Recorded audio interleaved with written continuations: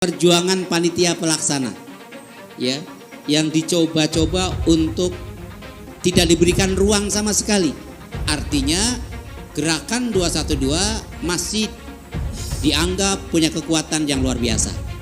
Kalau kita dianggap nggak punya kekuatan, dicuekin. Kita ingin memang jaringan kita diperkuat. Kalau di satu provinsi, satu kabupaten tidak memungkinkan untuk deklarasi FPI, Front Persaudaraan Islam, tapi memungkinkan deklarasi PA 212, ya PA 212 ini dipakai.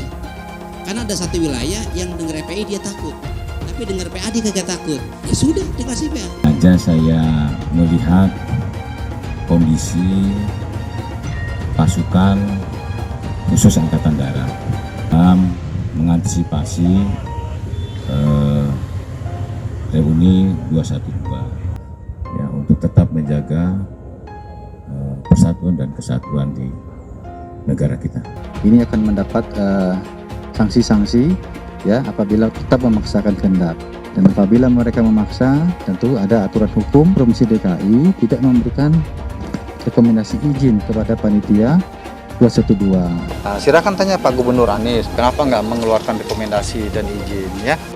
Ini jamaah reuni 12 sudah didorong oleh aparat Brimob. Tuh. Nah, sudah didorong mundur. Ayo dong Babi Aldo, mana kesini dong. Katanya mau ngopi. Kasian nih umat nih, main ngopi. Kacau begini. Kita disuruh pulang, udah sampai sini tuh. Udah sampai sini disuruh pulang, ngapain coba? Pulang, ngapain kita pulang? Ah, orang kita mau aksi damai kok. Bahwa ayahanda Ibu Faris kirim salam buat semua pejuang 212. Tapi bahwa aksi 212 adalah anugerah Allah Subhanahu wa Ta'ala untuk umat manusia. Reuni 212 setiap tahunnya layak digelar dan patut dihadiri oleh para pecinta keadilan dan musuh kezaliman. Reuni 212 tahun 2021 harus dijadikan sebagai monumen revolusi akhlak. Silaturahim itu memperpanjang umur, membuka pintu rezeki, dan menghapus dosa. Siapa yang nggak mau? Mudah-mudahan rejim yang memperkusi umat Islam, yang mendisik umat Islam, kita doakan akan diajak oleh Allah Subhanahu wa Ta'ala. Amin. Ini negara kami, ini kampung wilayah kami. Insya Allah Pak, kami dengan izin Allah, dengan izin Allah, Insya Allah Pak, dan dilindungi oleh undang-undang. Kami ini justru orang-orang yang berpikir akan negaranya. Bapak pulang ke rumah masing-masing, beribadah, berdoa di rumahnya masing-masing. Itu lebih baik. Konten Ajikra juga menolak tempatnya digunakan sebagai tempat berkumpulnya teman-teman dalam kegiatan itu. Jadi tidak ada kegiatan di Ajikra untuk 212. Orang yang punya rumah nggak ngasih izin kok maksa. Apapun situasinya dan apapun bentuknya, TNI harus hadir di tengah-tengah masyarakat bersama polisi. Setiap ada apapun bentuk ancaman, TNI dengan kepolisian harus bergerak cepat. Begitu juga semangat bela bangsa dan negara. Ini aset bangsa loh. Sebenarnya ini reuni 212 itu aset bangsa yang luar biasa. Tuntutan bebaskan Habib Rizik dan kawan-kawan, artinya ada Habib Hanif, begitu juga ada Abang Munarman, begitu juga ada Dr. Farid Oqbah dan kawan-kawan. Kalau ada ayat konstitusi yang nggak cocok, yang nggak pas dengan Quran, maka itu bukan ayat konstitusi, nggak boleh dipakai. Di akhirat, man robuka, Pancasila, digampar loh sama malaikat. Apa hebatnya Anda hafal kitab suci, tapi merusak bangsa ini, tetapi Anda menghina Pancasila, tidak ada gunanya sama sekali. Kenapa kita kok ada gerakan di sini kafir, bahwa patung Garuda ya itu kafir. Itu dulu yang ditumpas oleh Nabi itu berhala. Patung burung Garuda. Orang tidak pakai cadar dibilang kafir. Orang kalau tidak begini dibilang kafir. Kalau tidak ikut sistem ini dibilang kafir. Kita semua harus melawan, bukan hanya pemerintah. Rakyat juga minta kita melawan, kita menindak. Halal haram demokrasi. Kita pakai dulu sementara sistem kafir ini. Orang bilang kafir mana bisa? Sementara kalau semuanya sudah baik, kita pakai sistem Islam, naik khalifah. Apa hukumnya berwisata ke tempat ibadah orang kafir? Contohnya Candi Borobudur.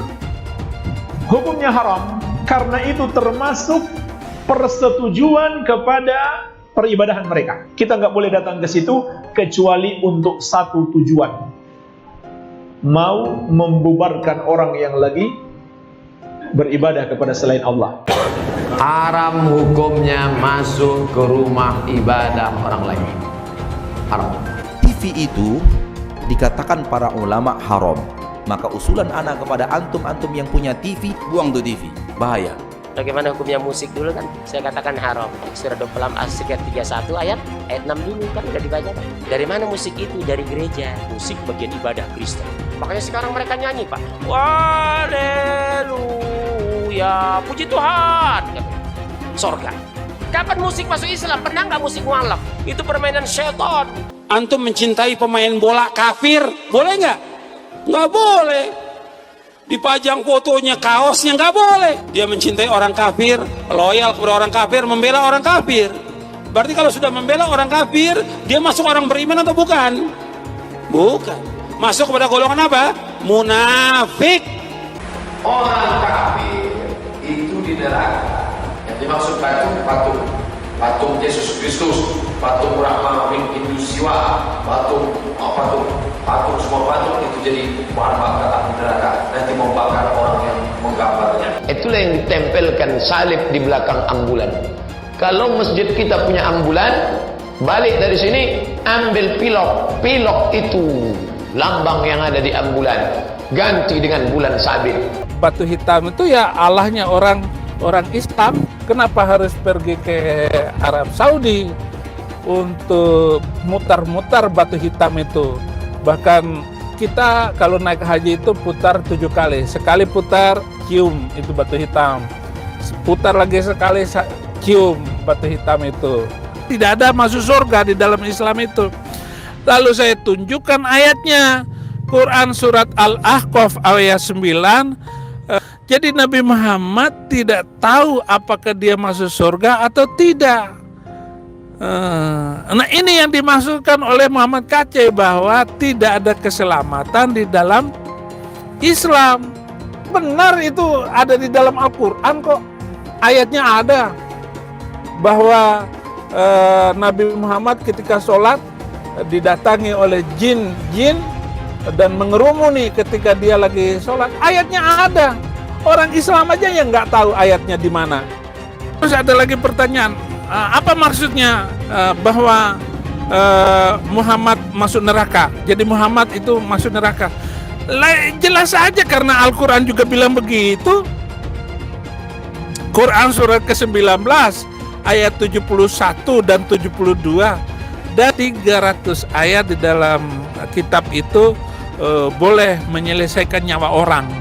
Surat ke Al-Baqarah ayat 191.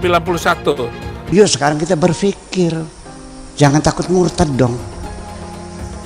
Daripada kamu mempercayai sesuatu yang tidak benar. Betul nggak? Ya iya, berpikir kritis. Bela kitab sucinya, bela Tuhannya. Ya kan? Kalau Tuhannya pun setan mungkin dibela juga, kan begitu. Jangan katakan bom bunuh diri. Ini banyak wartawan-wartawan yang tidak islami memakai istilah-istilah kafir tanpa dia sadari. Gerakan bunuh diri, padahal gerakan mati syahid. Zaman sahabat Nabi pakai pedang, zaman sekarang tak pakai pedang. Letupkan, ledakkan, mati syahid. Ada pun orang yang mengejek ini mati konyol. Orang mati syahid dia katakan mati konyol. Saya pernah ditanya, apa pendapat Pak Ustadz tentang ISIS? Bagus, saya bilang. Siapa yang tidak ikut kepada ISIS, kafir, halal darahnya. Ceramahnya Ustadz Abdul Somad, ya, ceramah yang membenarkan bom bunuh diri. Bom bunuh diri itu memang benar dalam Islam. Orang Islam yang baik itu yang menjadi teroris. Buka Al-Anfal ayat 60. Kesibukan para lelaki yang masuk surga di surga adalah memecah perawan istri-istrinya. Perawan terus. Mereka menyatakan bahwasanya kesibukan penduduk surga itu memecahkan keperawanan para bidadari. Ternyata ini kesibukan mereka. Bagaimana mereka tidak sibuk? Sementara bidadari yang Allah siapkan bagi mereka sangat luar biasa, indah, cantik dan moleknya. Salah satu nikmat yang ada dalam surga adalah pesta seks. Minta maaf, karena inilah yang kita tahan-tahan di dunia. Agama musuh besar Pancasila. Indonesia itu harus memisahkan antara agama dan negara. Agama dan negara kalau dicampur aduk, maka dua-duanya akan mundur. Kalau negara ingin maju harus dipisahkan dari agama. Mana lebih bagus Pancasila sama Al-Quran? Gitu kan? Sekarang saya mau tanya ini semua. Yang berjuang di abad 20 itu Nabi yang mulia Muhammad apa Insinyur Soekarno untuk kemerdekaan? Saya mau minta jawaban. Di abad 20 yang berjuang untuk kemerdekaan itu Nabi yang mulia Muhammad atau Insinyur Soekarno? Ayo jawab, gak ada yang berani. Beb, Abe, iki lagi rame iki, Beb. Apaan? Ada yang ngomong katanya di dalam salib itu ada jin kafir, Beb. Apa benar di Al-Quran ada seperti itu? Tidak ada. Terus dia ngolok-ngolok lagi simbol Tuhan agama lain sampai dibikin kepalanya ke kanan apa ke kiri. Apa boleh di Al-Quran seperti itu? Tidak boleh. Dia ngomong lagi, Beb, katanya jin kafir itu manggil lo, haleluya. Apa boleh di Al-Quran seperti itu, Beb? Tidak boleh, Allah tidak boleh. Terus kenapa dia masih bikin kayak gitu, Beb? Saya bukan mengatakan Bible Kristen fiksi. Bible Kristen itu palsu. Biar jenderal 100 bintang. Kalau kafir kau ke neraka. Tidak ada urusan. Kebunuhan Roh Kudus. Roh Kudus. Lapor lagi Roh Kudus. Lapor Yahya Waloni bilang Roh Kudus. Lapor. Dongeng tambah tahyul sama dengan omong kosong. Makanya di situ judulnya Matius, Markus, Lukas, Stefanus, Tetanus, Spiritus, Capticus. Pancasila Soekarno, ketuhanan ada di pantat. Anak Tuhan dari mana? Kalau Yesus anak Tuhan, bidangnya siapa? Besok di seluruh wilayah Indonesia kami katakan dalam. Kanan di salib itu ada jin kafir. Kanan di salib itu ada jin kafir. Kanan di salib itu ada jin kafir. Haleluya. Kepalanya ke kiri apa ke kanan? Kepalanya ke kiri apa ke kanan? Tetap percaya salib itu lambang mulia, bukan jin. Kok ketawa? Aku nggak nyindir siapa-siapa loh. Tidak benar. Saya ulangi, tidak benar bahwa Nabi Muhammad sudah dapat jaminan surga.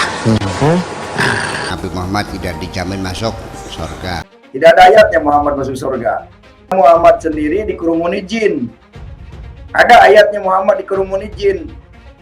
Muhammad itu dekat dengan jin. Pokoknya saya bongkar budal badil. Kitab karangan manusia, kitab dongeng Arab kita bongkar. Ayo nyadar bangsa Indonesia. Nyadar ya, tidak ada apa-apanya Muhammad bin Abdullah itu. Katanya Muhammad itu utusan Allah. Tapi kenapa tidak satupun wahyu yang turun kepada Muhammad? Jelas ya ayatnya, Muhammad ini dekat dengan jin. Kalau memang Islam itu sempurna, boleh dong mengikuti teladan Nabi, istri 11. Beranggapan bahwa Islam adalah agama yang sudah sempurna. Mana mungkin di dunia ada kesempurnaan? Islam belum pernah sempurna. Pada detik pertama Nabi meninggal dunia, sudah pecah kongsi. Sampai Nabi juga tidak ada yang mengurusi kafannya. Mengucapkan la ilaha illallah masuk surga. Menjadi tidak masuk akal. Masa masuk surga dengan ucapan? Masuk surga itu bukan dengan ucapan. Memangnya Aladin, Bim Salabim. Saya nggak pernah mundur untuk kebenaran, keadilan, kejujuran. Dan peri kemanusiaan, gue nggak pernah mundur. Dan gue nggak pernah takut juga sama lu. Siapapun yang rasis, gue akan hadapin. Gue bilang. Karena rasis itu tidak berperi kemanusiaan. Sama saya ditanya dulu kan, kamu nyesel nggak statement kamu di Pulau Seribu sehingga masih masuk penjara? Tidak pernah nyesel, karena saya mengatakan kebenaran. Hai teman-teman, saya mau memperlihatkan transaksi saya hari ini lakukan trading. Ini bukti transaksi saya untung $4.500 US, itu sekitar 68 juta rupiah. Semua keuntungan bisa saya dapatkan dengan fasilitas copy trading. Kalau saya bisa, kalian juga bisa guys. Oke, itu yang mau saya tunjukkan. Like video ini sekarang juga dan gunakan link di kolom deskripsi, maka kalian berhak dapat bonus kalian. Promo ini ada masa waktunya, jadi jangan ketinggalan. Bukan cuma itu saja, transaksi tidak dikenakan fee, baik itu investasi saham, trading forex, komoditas, bitcoin, dan lainnya. Kalian bisa melakukan transaksi berapa kali pun atau unlimited trading. dan tidak ada fee sama sekali. Jika transaksi di tempat lain sudah berapa fee-nya. Setelah menonton video ini, ayo mendaftar sekuritas hari ini, gratis dan tidak ada minimal deposit. Pastikan kalian menggunakan link di kolom deskripsi untuk mendapatkan welcome bonus. Bukan cuma itu, kalian akan dapat kelas trading online gratis senilai 3 juta rupiah atau $200 jika kalian deposit di bulan ini. Selamat menonton guys, enjoy! Hai semua, dengan saya Jonas Leong. Terima kasih banyak buat kalian, penonton setia yang selalu menonton di channel ini. Saya secara personal sangat menghargai waktu kalian. Dan saya sudah menganggap kalian sebagai family karena kalian selalu support di channel ini. Bagi kalian yang selalu menuliskan opini kalian di kolom komen, saya baca komen kalian satu persatu. Saya baca komen kalian untuk mengetahui opini kalian, tanggapan kalian, dan masukan kalian sangat berguna untuk video selanjutnya. Terima kasih banyak buat kalian yang selalu menekan tombol like di awal video. Video seperti ini membutuhkan waktu dan juga research. Dan ini semua gratis untuk kalian. Jadi pastikan kalian menekan tombol like-nya supaya saya mengetahui kalian menyukai konten yang saya bagikan. Rangkaian acara Reuni 212 sebulan yang lalu sebetulnya sudah sangat rapi disusun oleh panitia pelaksana. Tetapi sama-sama kita maklum bahwa kelihatannya banyak pihak yang masih hasad, masih dengki dengan 212, sehingga perjalanannya sungguh luar biasa, satu kenikmatan tersendiri buat panitia. Sama kita maklum bahwa memang panitia pelaksana merencanakan reuni tahun ini tetap bisa dilangsungkan di tempat sejarah 212 berlangsung di kawasan Monas. Panitia melayangkan surat permohonan izin, kemudian dibalas oleh pengelola UPT Monas bahwa memang sampai dengan tahun 2022 Monas belum dibuka untuk kegiatan apapun. Kemudian panitia mengambil alternatif untuk bisa melangsungkan reuninya di kawasan Patung Kuda. Sehingga di kawasan Patung Kuda kita mengajukan permohonan izin keramaian dan tutup jalan supaya bisa bikin panggung besar di kawasan Patung Kuda. Ketika kita rapat bersama yang dijembatani oleh Pemda DKI Jakarta, semua unsur ada, dari Dinas Kebakaran, Dinas Kesehatan, Satpol PP, Polda Metro Jaya, Satgas dan sebagainya, komplit. Nah ketika ditanya Satgas Gugus, dia bilang saya nggak pernah mengeluarkan rekomendasi untuk izin. Gitu. Jadi ini satu lempar ke satunya, satu lempar ke satunya. Ya, kayak ayam sama telur duluan mana, nggak ketemu-temu itu. Ya. Alhasil di pertemuan itu tidak diberikan izin. Nah setelah tidak dikeluarkan izin dari kawasan Patung Kuda, kemudian panitia bermusyawarah agar tetap bisa penuh syiar Islam, maka kita mengajukan tempat yang lebih sejuk lagi, tidak mengganggu lalu lintas, yaitu di Masjid Az-Zikra Sentul. Ketika rapat hari Ahadnya itu ketua Yayasan Az-Zikra hadir, dan hari Jumat sebelum Ahadnya kita sudah menyampaikan ada kemungkinan Az-Zikra akan dipakai dan dibahas di pengurus Az-Zikra, nggak ada masalah, ya dipakai saja. Nah sehingga ketika rapat hari Ahad itu ya sudah, emang kalau kita tunggu sampai dengan Senin pagi izin nggak keluar dari Patung Kuda, kita akan pindahkan reuninya di Az-Zikra dengan pertimbangan pertama bahwa Az-Zikra itu punya sejarah tersendiri dengan 212. Karena tempat rapat para ulama dan tokoh menentukan tempat 212 di Az-Zikra.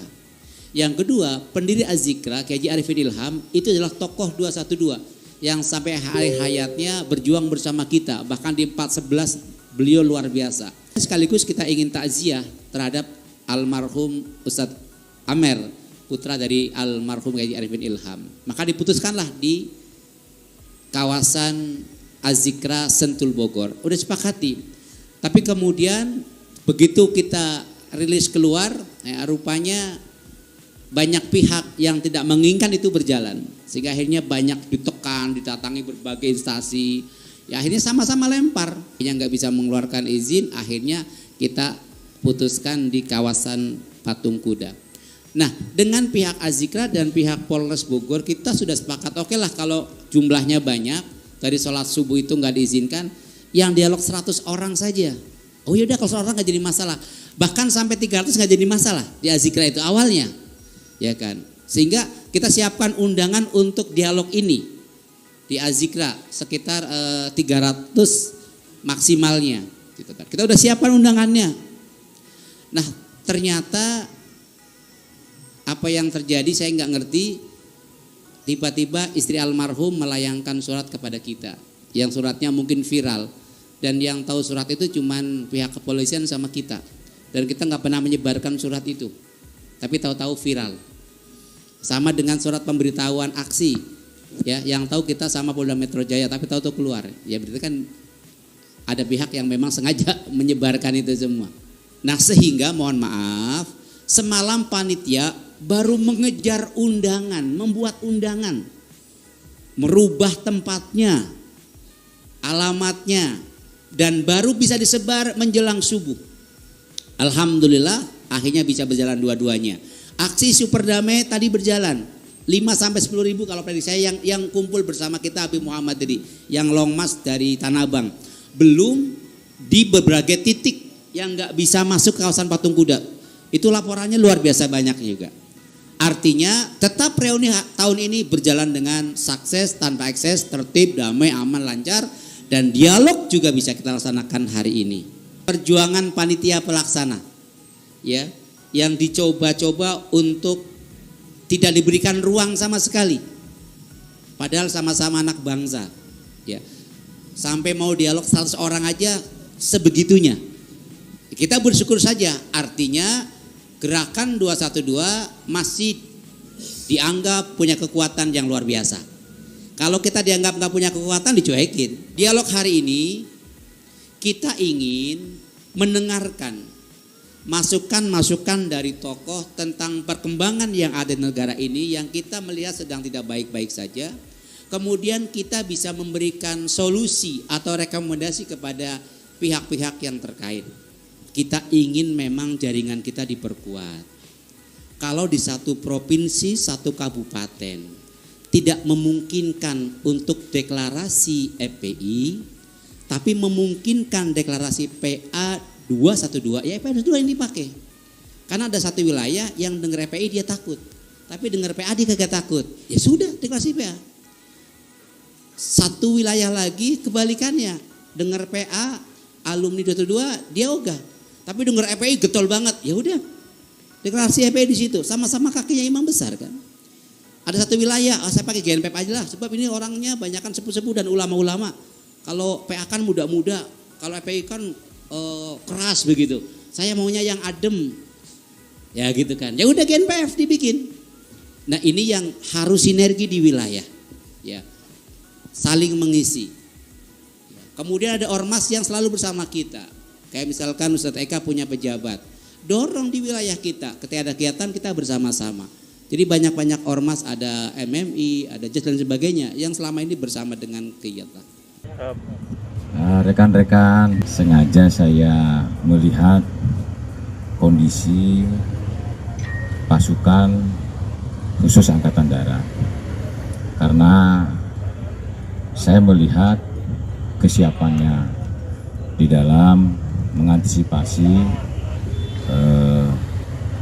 reuni 212. Kaitannya saya sebagai Kepala Staf Angkatan Darat kan berbicaranya adalah pembinaan, karena kalau kaitannya operasional ini ranahnya Mabes TNI. Saya hanya lihat kondisi prajurit di lapangan, kesiapannya dan sebagainya untuk mendukung tugas operasional dari Mabes TNI. Rata-rata prajurit dan di sini juga polisian sudah siap untuk mengantisipasi itu, dan mudah-mudahan ya kami berharap bahwa saudara-saudara kita juga tidak melakukan aksi, ya, karena memang izinnya juga tidak ada. Marilah kita bangun bangsa ini dengan sebaik-baiknya, dan mari kita jaga persatuan dan kesatuan. Masalah akhlaknya itu, karena Salah satunya misi saya adalah berpedoman kepada 8 wajib TNI, bagaimana kita harus bersikap ramah tamah terhadap rakyat, bersikap sopan santun terhadap rakyat, menjunjung tinggi kehormatan wanita, menjaga kehormatan diri di muka umum, menjadi contoh dalam sikap dan kesederhanaannya, tidak sekali-sekali merugikan rakyat, tidak sekali-sekali menakuti dan menyakiti hati rakyat, menjadi contoh dan melopori segala usaha-usaha untuk mengatasi kesulitan rakyat sekelilingnya. Ini semua bisa dilakukan kalau akhlaknya itu bagus, kalau kepribadiannya itu bagus. Prajurit-prajurit yang di lapangan nantinya menghadapi situasi apapun, mereka lebih tertata di dalam komunikasi, khususnya di dalam bertingkah laku, sehingga TNI betul-betul kalau disampaikan oleh Panglima TNI, TNI adalah kita. Implementasinya adalah saya katakan rakyat, bagaimana caranya harus sayang kepada TNI Angkatan Darat.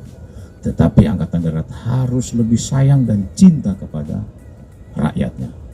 Karena kita berasal dari rakyat, oleh rakyat, dan untuk rakyat. Ini ke depan saya akan lakukan seperti itu.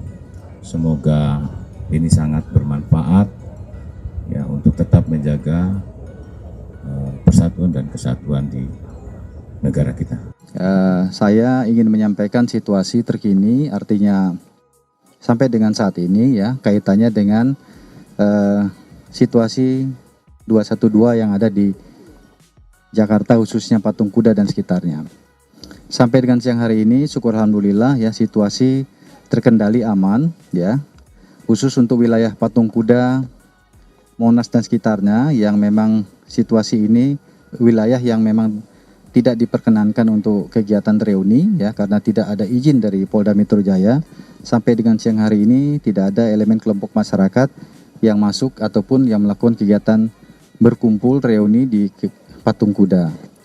Namun tadi pada pukul 10 ya sempat ada kurang lebih 500 orang ya. Nah, ini ada merupakan bagian juga dari kelompok masyarakat yang ingin melakukan reuni yang mencoba masuk ke wilayah Patung Kuda, yaitu mereka ada di Wet Hasim. Namun tadi ya, tim dari Polda Metro Jaya ya dibantu dengan Polres Metro Jakarta Pusat dan juga ada unsur Brimob ya yang ada di lapangan serta teman-teman TNI juga. Ini memberikan himbauan secara humanis ya kepada masyarakat tersebut ya agar tidak melakukan kegiatan lanjutan untuk berkumpul di Patung Kuda. Ini akan mendapat sanksi-sanksi ya apabila tetap memaksakan kehendak. Nah, syukur alhamdulillah masyarakat bisa paham dan setelah itu membubarkan diri. Ya, setelah itu kami pantau sampai dengan saat ini tidak ada lagi kerumunan masyarakat ya, tidak ada lagi masyarakat yang ingin memasuki wilayah Patung Kuda untuk melaksanakan reuni.